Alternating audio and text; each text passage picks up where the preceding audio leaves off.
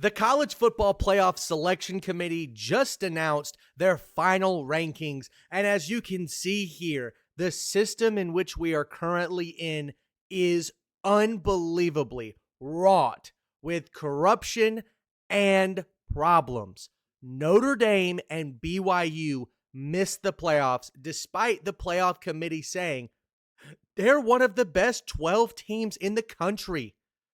Major problems. We have so many issues right now. For starters, this is something that we can handle by just looking at 2025. The committee barely rewards scheduling, if at all.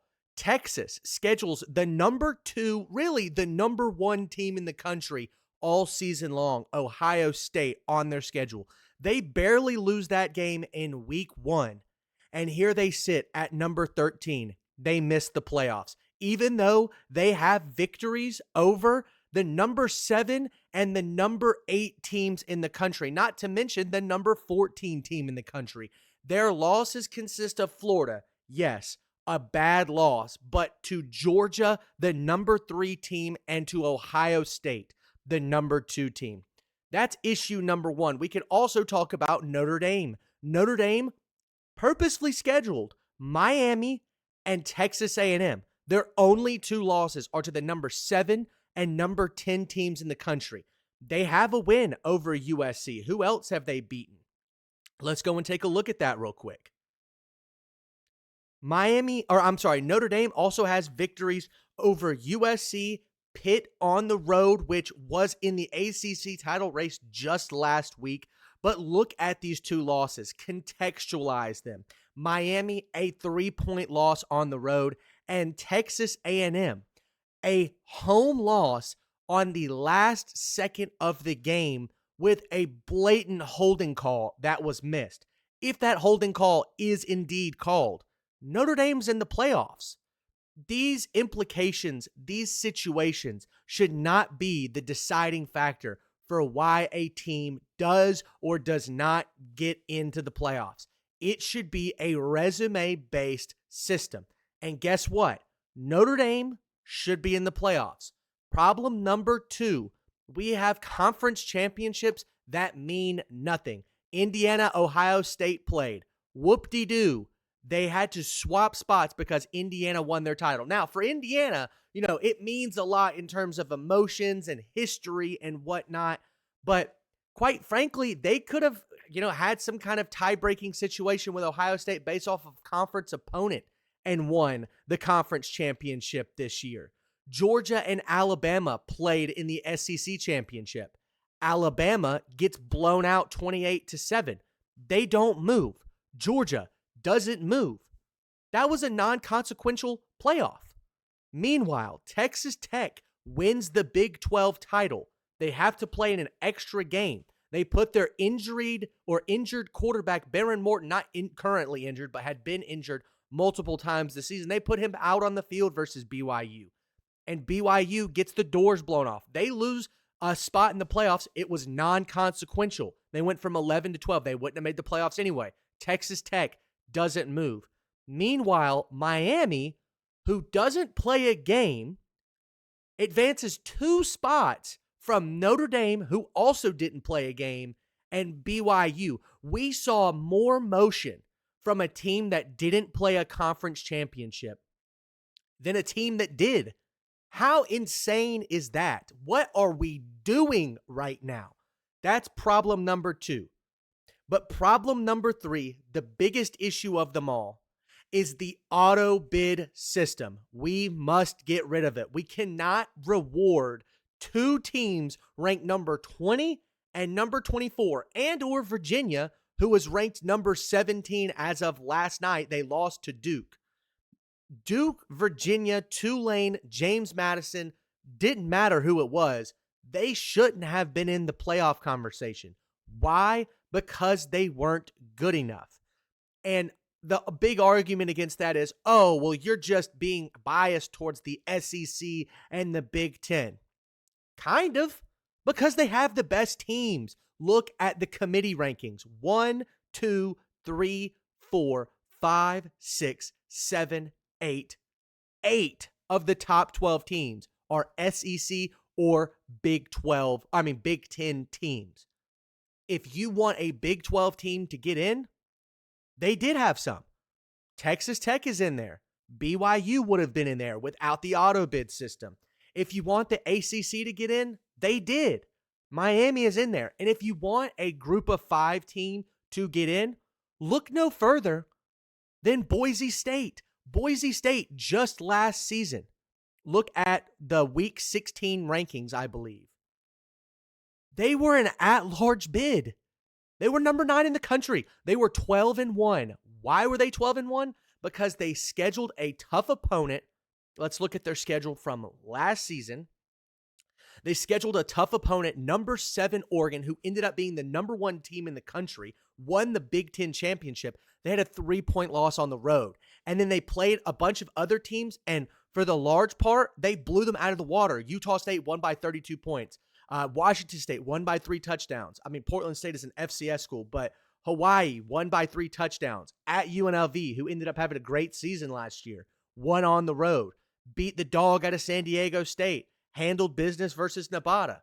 Beat San Jose State on the road, 3 touchdowns. Beat Oregon State by, I think, 14, 16 points. And then UNLV in the Mountain West Championship against a ranked UNLV team.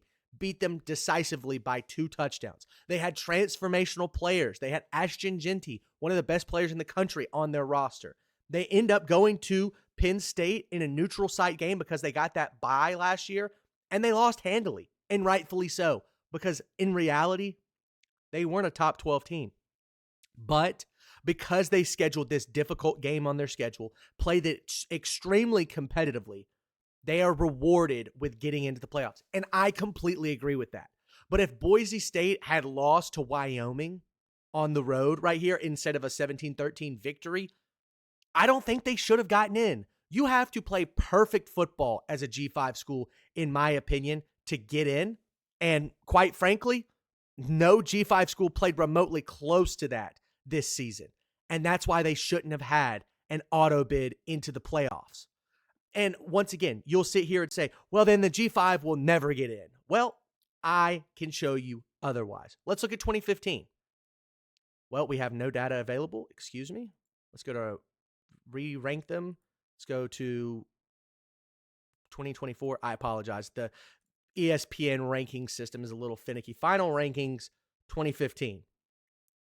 And there you have it. Houston, a CUSA team in 2015, went 13-1. They beat 3 ranked teams. They would have been in an at-large 12-team playoff. Let's go to 2017. 2017, UCF, 13-0, number 6 in the country. Final rankings. Let's look at the week 15 rankings. They were number 12. They would have been an at-large bid for the group of 5. 2018, let's look at UCF. Again, they were number 8 in the country as of week 15. They would have been an at-large bid. Let's go look at 2021, I believe.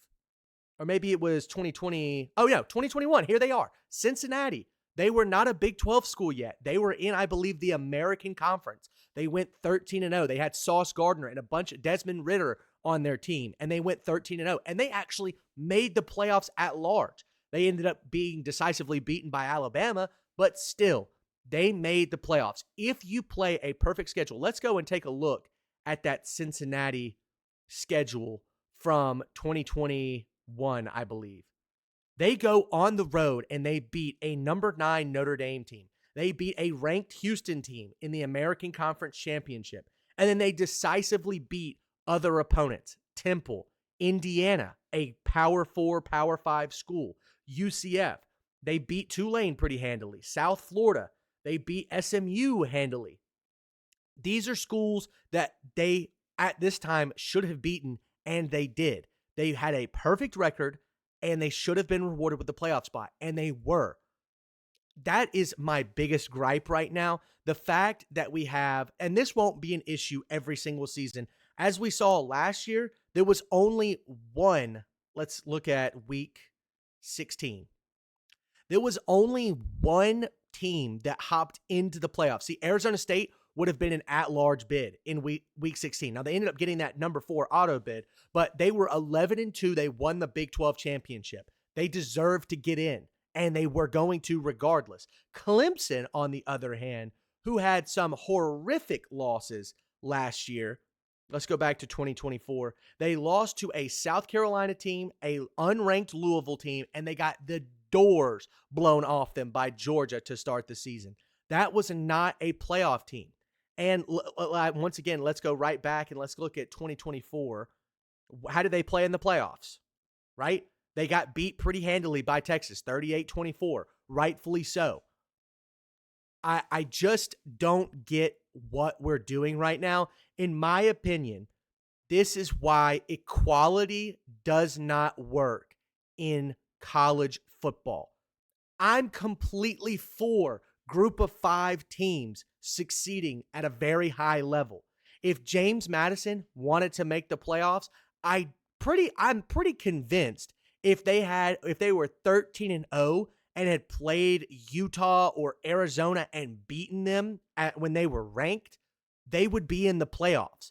James Madison's best win, like I said, is versus a 9-3 Old Dominion, and they lost to a Louisville team that ended up unranked. That's not fair. What I am in favor of in college football is equity. I want an equitable system in college football. I think Indiana, Ohio State, Georgia, Texas Tech, Oregon, all these big Power 4 schools, the Power 4 conferences should have to pay a group of 5 tax that would give portions of their revenue to schools like James Madison, North Texas, Tulane, to boost their level of competitiveness when it comes to building new facilities, when it comes to paying for recruits, paying for coaches, travel expenses, doesn't matter. The group of 5 serves at the will of the Power 4, unfortunately. And I think the Power 4 should have to pay a price for that. But a system of equality right here where we're treating Tulane as equally as we are Notre Dame, BYU, and potentially Miami is not a system that I want to be a fan of. And I'm not, and I won't be. It's unbelievably ridiculous that this is where we sit in college football. If I were Notre Dame, if I were BYU, if I were Texas or Vanderbilt, I would be knocking down doors, burning houses down, irate at the fact that a team 6, 7, 8 spots below me, or a team that's 9, 10, 11, or 12 spots below me is going to supersede me, all because they live in a conference that's quite frankly irrelevant in 2025. In other years, they would be relevant. I mean, we could go back all the way to like 2009, for example, and we could see BYU, who was not in a conference, was ranked number 12. What were they? Well, we can't see the other rankings right now, but what were they ranked in like week 16 or week 15? Were they a top 12 school? Well, they would have made it. Cincinnati was a Big East school at the time. They would have had an at-large bid. TCU, and I think in 2009, was a Big East school. They would have gotten into the college football playoff. Boise State was 14-0. They would have gotten into the college football playoffs. This is what I'm saying, people. We are missing the point. Stanford, Pac-12. We have Boise State again, at-large bid. Nevada would have gotten an at-large bid in 2010. Now, of course, these are final rankings. I wish we could see the other weeks, but I digress. I am pointing you to a broken system. The NCAA has no backbone. They are spineless. They have not assisted in the coach scheduling issue. Why all the Lane Kiffin drama? Due to the NCAA. All of the NIL transfer portal issues due to the NCAA. Players are being taken advantage of. Coaches are being taken advantage of. Conferences are being taken advantage of. Teams are being taken advantage of. If I'm not communicating this message clearly, I don't know what else to do. The NCAA must be abolished, in my opinion. We have to have a new collegiate system with an actual president or organizer, governor, whatever you want to call them, that does something responsible, and that's put major rules and regulations around the entire system of college athletics that benefits the players first, the coaches second, the organizations third, and the conferences last. This auto bid BS must end. The transfer portal must be fixed. NIL must be regulated, not limited. I'm not saying that Fernando Mendoza can't go make $4 million a year. He absolutely should be able to. What I'm arguing for is the schools should be responsible for paying him. The Caden Proctor situation that happened over the offseason where Caden Proctor accepts NIL money from Iowa, gets some of that money, enters the transfer portal again and goes back to Alabama and keeps the money. That's ridiculous. That has to be fixed. We have to have a system that protects players, protects coaches, protects schools, and last but certainly not least, last but certainly least, protects conferences. That's my video. That's my rant. As you can see, I'm a little red in the face. This is an unbelievably angering situation. I cannot fathom a NCAA that ever ends up fixing this. If they do, I will get on here and be the first one to tell you I was wrong, but I can promise you that will not happen. I'm sorry, guys. I'm just unbelievably frustrated at the current state of college football.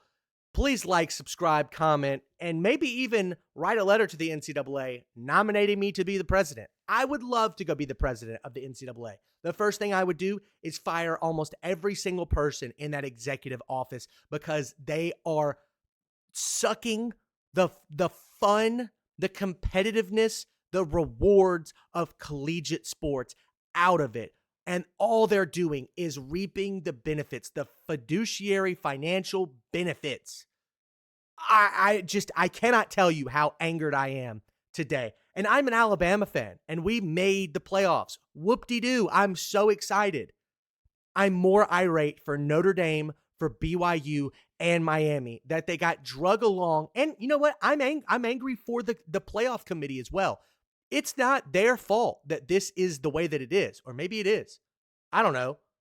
I just know I'm angry, and there's clearly things that the NCAA can do to fix this. Be sure to like, comment, subscribe. Thank you guys all so much for watching, and we'll see you next time.